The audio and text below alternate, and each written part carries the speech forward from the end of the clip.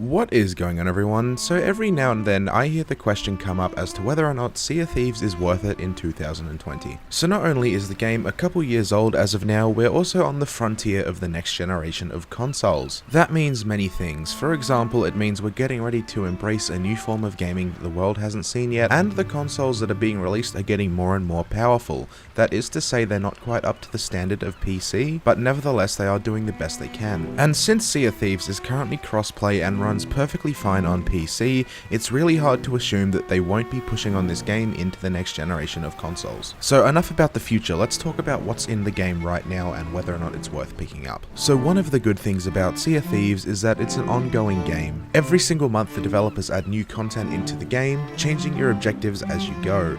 This is quite special and unique. There's not many companies out there that are doing that now. And this has been proven to be effective in the past. The best example I can think of that is Grand Theft Auto 5 Online.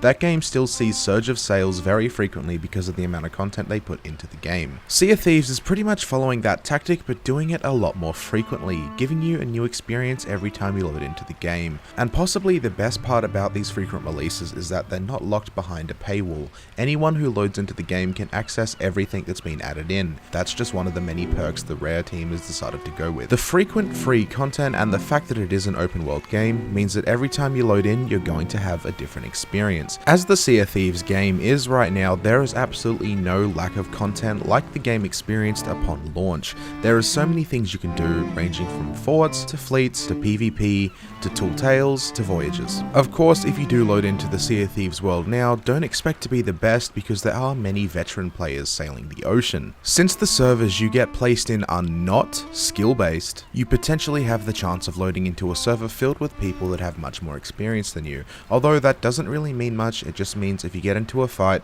don't expect to keep your ship up. So enough about what's going into the world, let's go back to whether or not you should play and get involved in the Sea of Thieves world in 2020. So because this is an ever-growing game, you're going to experience new content with other players even if they've been playing since launch. And since the game is currently cross-play, you will be able to play with any of your friends, and I'm willing to bet that you're going to be able to play this game on the new generation of consoles. As far as the foreseeable future of Sea of Thieves goes, it doesn't have a sign of stopping. They seem to be pumping out content fairly frequently, and I'm willing to bet they have a lot planned behind the scenes. And even then, at the end of the day, the game is available on Game Pass, so if you'd like to give the game a try, you don't even have to purchase it. You just have to get a subscription to the Game Pass, which is only a couple of dollars. And at the time of recording this video, Sea of Thieves is currently the most sold independent ID title on the Game Pass. This game has only managed to get better over time and get fresher as it goes on.